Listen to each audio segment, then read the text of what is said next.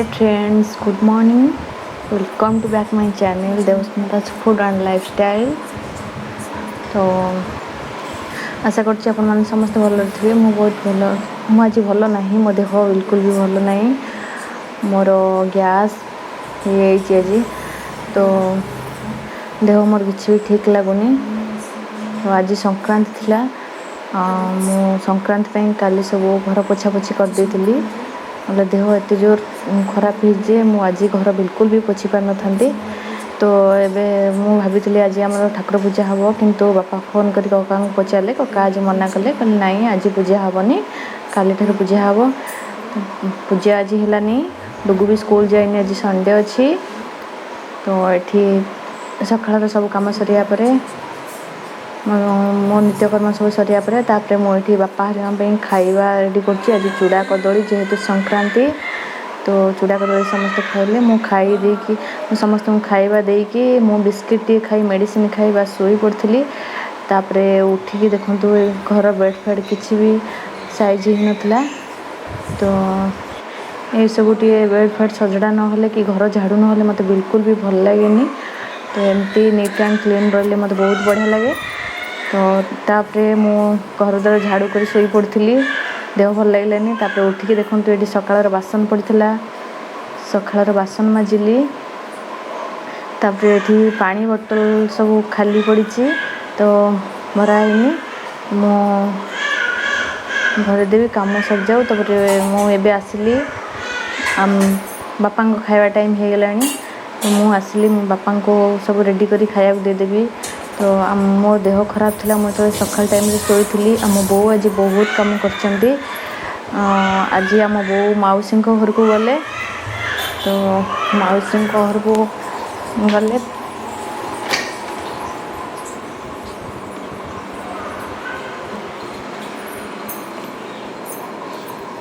मौसी घर को गले। तापरे काली बिरी पकई बड़ी पारियापी तो ग्राइंडिंग करी बड़ी भी पारिकी जाइछंती।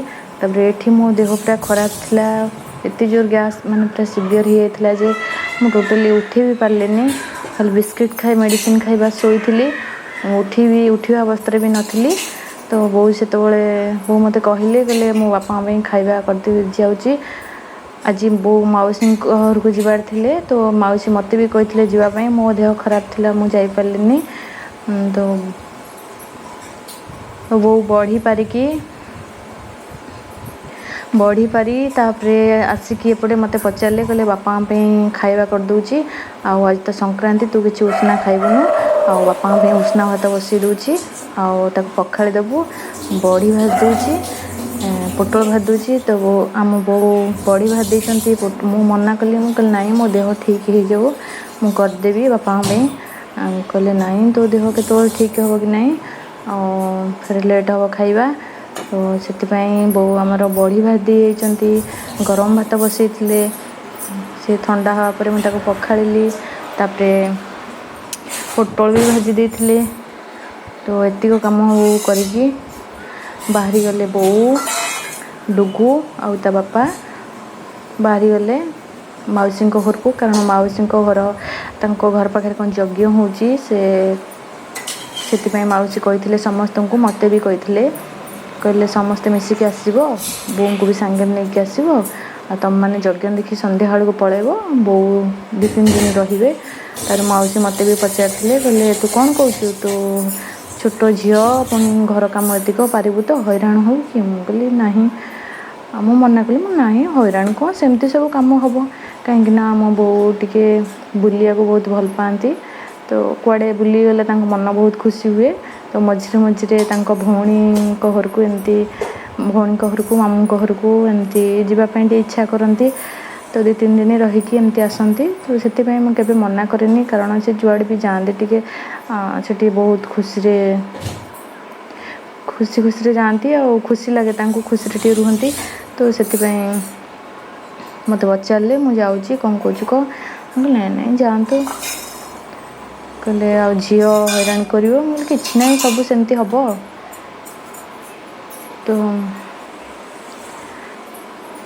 तो एमती टाइम रे मुझे खोजे देह पा खराब टाइम रे एमती खोजे माने कि टाइम रे टिके काम कर दियंते कि तो ये टाइम रे जी भी कर दियंती किछि ना मते बहुत खुशी लगे।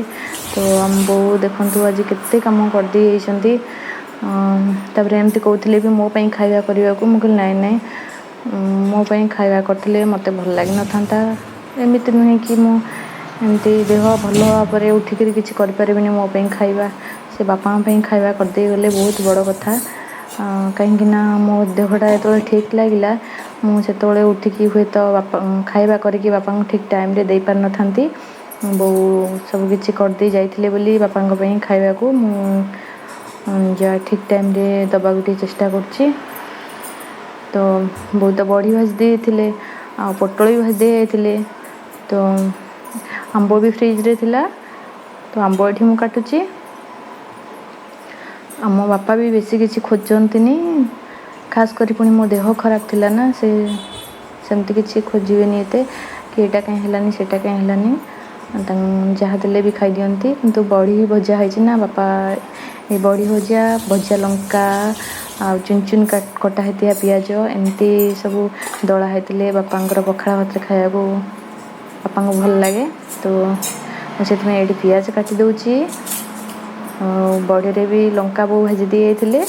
तो पियाज लंका लुण ये सब को दलीदेवी चकटी देकी ताधरे बड़ी पकईदे बापा तांकर खाइबे। सत्य मते आज बहुत खुशी लगिला बहुत भल लगिला। तो से मो बो को केबे कहनी जे बो मो सहित मिसिक करंतु नाई मोर एमती अभ्यास हो बस मो बो खोजिनी तांको खुशी जी पार से करंतु।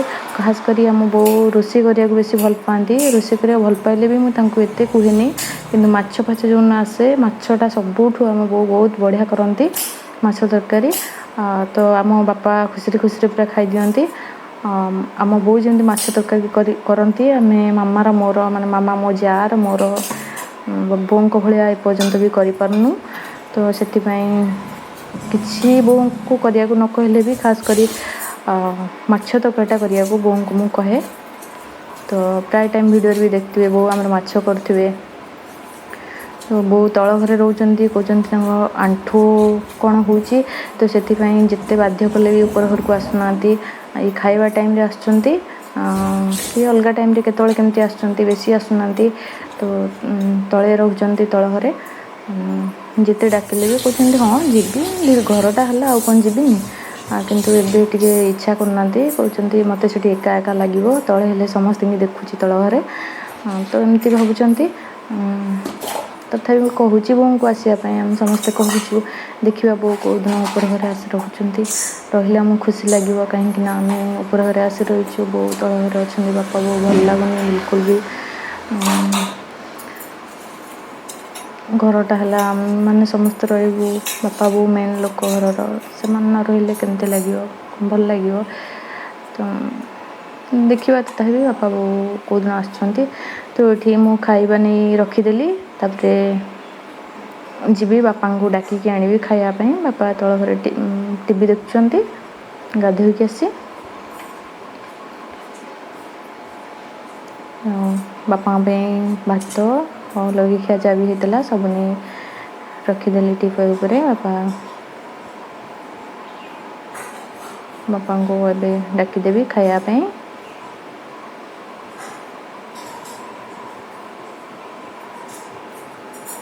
तापरे बापा गली डाकियापी ये देखो आमर बापा आसी जाती खायापी। तो बापा मत कहले भात टे अधिक दे दीचु मत गोटे जगह दे मो भात टे काढ़ी दिए। तो बापा ये भात काटुंट। तो आमर पोटल भजा बड़ी भजा आंब एमती देती मन पड़ा कागज लेम्बू अच्छे बापा कागज लेम्बू देली। ये देखो डेनी की बो खाया देती आमर जेहेतु आज बो पखाड़ कर दे जाइए। तो आमर डाली ही नथला कि क्षीर भी 3-4 दिन है बंद अच्छी जी दौले कौन बंद कर देते बापा बुझुंट आउ कौट आने। तो क्षीर भात डेनी दि जाए न डाली भात गाधुआ टाइम रे तो से खाई दिए किंतु आज क्षीर नथिला कि डाली नथिला। तो से भात रे मु भाविली आज फास्ट टाइम अमूल लुण टिके आउ पानी टिके पानी अल्प एमती मिसई दी चकोट देली किंतु अमूल ये पकईदेली। तो मु डाउट रे थी खाइब कि नहीं से। तो ये अमूल लुण पानी सब मिसे चकटी देकी तो ये देखो सब चकटुचे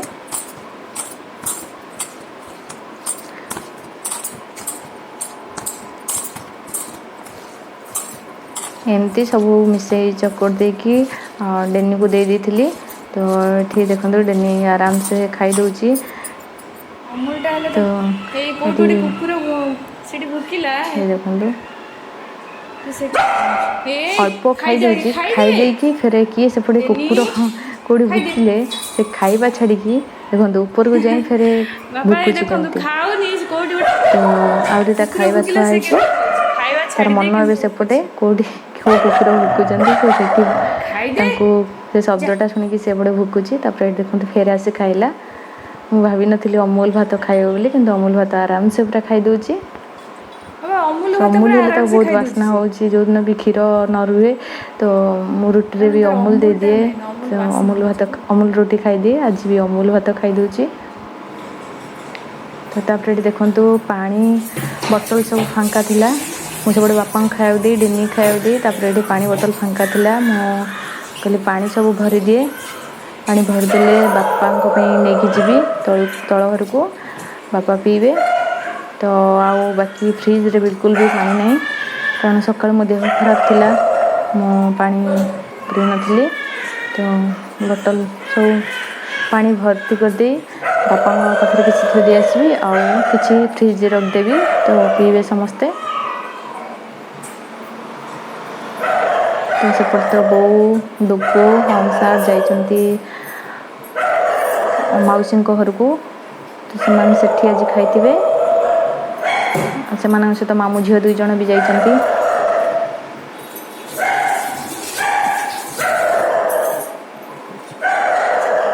मामू को झील आम घर जी आसते गुडुली वीडियो भी अपन सहित शेयर करती देखी तो बड़ मामू को झील सान मामू को झील से भी जाइंती बोरिका सहित से समस्ते पलि आसवे बो रे 2-3 दिन पर आसवे।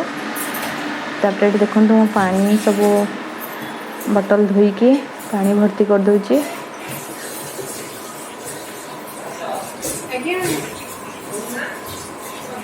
तापर देखो सोमू आसीगले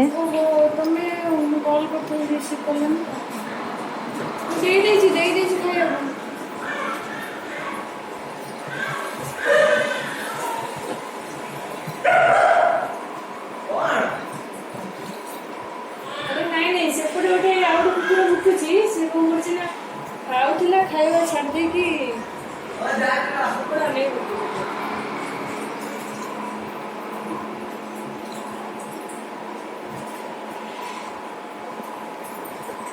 तमे कौन करथिलो कि सोई पड़थिलो कि सोमू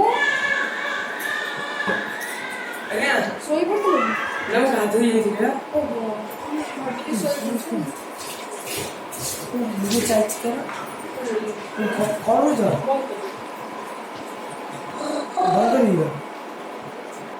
सोमू आसीगले एपटे आम बापा खाऊं कथा होती डेली खाया देलु कि नहीं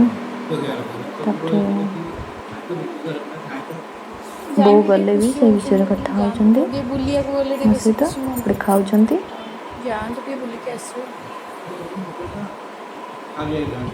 देखो आम मुझे बड़ी पियाज लंका दली देती आम बापा से फास्ट खाऊँ कारण पखाड़ भात बड़ी लंका लुण पियाज चुन चुन कर काटिकी देदेले बापा तो खाया बेस भल पाती बड़ी पियाज लंका लुण भजिया बड़ी सागर भजिया लंका बहुत बास्ना हुए बापा आम सेमती खाया भल पाती। हाँ मौसी घर पाखे बोधे हो मौसी मत भी कहते आसे तुम समस्ते आस। तो बापा आम आंब काली ठारू आनी से आंब बहुत पाची जाइए ठीक से काटी भी है देसी आंब कहते मामुनी गुडू भी ना फोन करते मत कहते भाज कहीं आसलनि जाइए सांग तो आम बापा खाଇବା चलती बापा खाऊँ खराब थी ठीक लगे कौन कथा हो कहली बुली आस ना काली पलैबी भुवनेश्वर आउ केबे आसीबी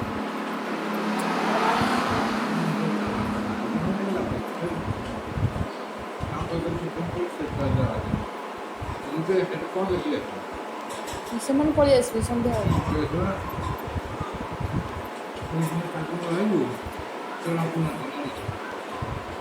ବାପା ସମूହକୁ ଫୋନ୍ କରିଦେଉଛି। ତ ଏଠି ଆମ ବାପାଙ୍କର ଖାଇବା ସରିଲା। ତ ଏଠି ଧୋଇ ହେଉଛନ୍ତି ବାପା। ତାପରେ ସମୁ ଆମର ଆସିଯାଇଛନ୍ତି। ସମୁଙ୍କର ଭିଡ଼ିଓ ମୁଁ ଆପଣମାନଙ୍କ ସହିତ ବି ସେୟାର କରିଛି। ସମୁ ହେଲେ ଖୁର୍ତ୍ତାଶ୍ୱରଙ୍କ ପୁଅ, ତ ସାନ ଦିଅର ମୋର ହେବେ। ତ ସେ ଆସନ୍ତି, ସମୁଙ୍କର ମୋର ସାଙ୍ଗ ହିଁ ଖାଉ। କ'ଣ ତାଙ୍କ ମାମା କ'ଣ କରିଛନ୍ତି, ଡାଲି, ଭାତ ଆଉ କ'ଣ ଭର୍ତ୍ତା ଏମିତି କରିଛନ୍ତି। କହୁଥିଲେ ମାମା ଆଉ କ'ଣ କରିଛନ୍ତି, ମୁଁ ପଳେଇ ଆସିଲି। ମୁଁ କହିଲି କିଛି ନାହିଁ, କାରଣ ଖୁଡ଼ି ଅଙ୍ଗନବାଡ଼ି ୱାର୍କର, ସେ ସେଠୁ ଆସିକିରି ପୁଣି ଏପଟେ ରୋଷେଇ କରି ଦେଉଛନ୍ତି। ମୁଁ ସମସ୍ତଙ୍କୁ କହିଲି କେବେ ବି କିଛି ଆଣିବନି କି ମାମାଙ୍କୁ ବି ଅପେକ୍ଷା କରିବନି, ମୁଁ ଏଠି ରୋଷେଇ କରୁଛି, ତୁମେ ଆସିବ, ମୁଁ ଅପେକ୍ଷା କରିଥିବି ସବୁବେଳେ ଖାଇବା। ତ ଏଠି ଡାଲମା, ଭର୍ତ୍ତା ଆଣିଥିଲେ, ଭାତ ଆଣିଥିଲେ, ଖଟା ଆଣିଥିଲେ। ତ ଆମର ବଢ଼ି ଭଜା, ପୋଟଳ ଆଉ ଏସବୁ ହେଇଥିଲା। ତାପରେ ହଁ, ଆମ୍ବଟା ମୁଁ ଦେଇନଥିଲି, ଆମ୍ବଟା କାଟିକି ଆଣୁଛି ସେପଟେ ତାଙ୍କୁ ଦେବା ପାଇଁ। ତ ସମୁ ଖାଉଛନ୍ତି ଏଠି, କାରଣ ସେ ସମୁ ଆଜି ମୋ ସହିତ ଖାଇବେନି, କାହିଁକିନା ମୁଁ ଉଷୁନା ଖାଇବିନି, ସେ ଉଷୁନା ଭାତ ଖାଉଛନ୍ତି। ତ ଏଠି ଦେଖନ୍ତୁ ଝିଅ କେଉଁଠି ଆସି ହେଲାଣି, ଏତେ ଠେସା ମାରୁଛି ଆଜିଠାରୁ। ସେ ଖଟ ଉପରେ ମୁଁ ଜାଣିକି ଶୋଇ ଦେଉନି, କାରଣ ଶୋଇଦେଲେ ସେ ସିଧା ଠେସା ମାରି ମାରି ପୁରା ତଳକୁ ପଳେଇ ଆସିବ, ତଳେ ପଡ଼ିଯିବ। ତ ସେଥିପାଇଁ ମୁଁ ଏଇଠି ଶୋଇ ଦେଉଛି। ଶୋଇ ଦେଇକି ଏପଟେ ରୋଷେଇ କରୁଛି, ତାକୁ ଲକ୍ଷ୍ୟ କରୁଛି। ତ ଦେଖନ୍ତୁ କେଉଁଠି ଆସି ହେଲାଣି,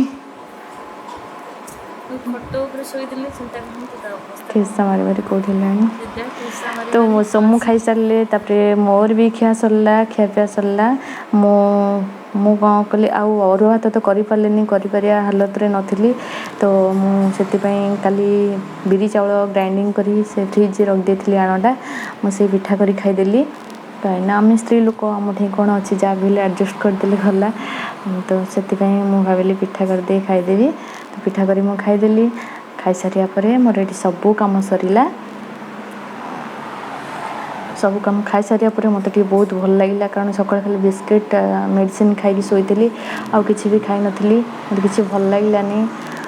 ତ ମୋର ଏଠି ଖାଇସାରିଲା ପରେ ମୋତେ ଟିକେ ବହୁତ ବଢ଼ିଆ ଲାଗିଲା। ମୋର ଏଠି ସବୁ କାମ ସରିଲା। ମୁଁ ଏବେ ଯାଉଛି ରେଷ୍ଟ କରିବି। ଏବେ ଟାଇମ୍ ହେଲାଣି ସକାଳ 2:30।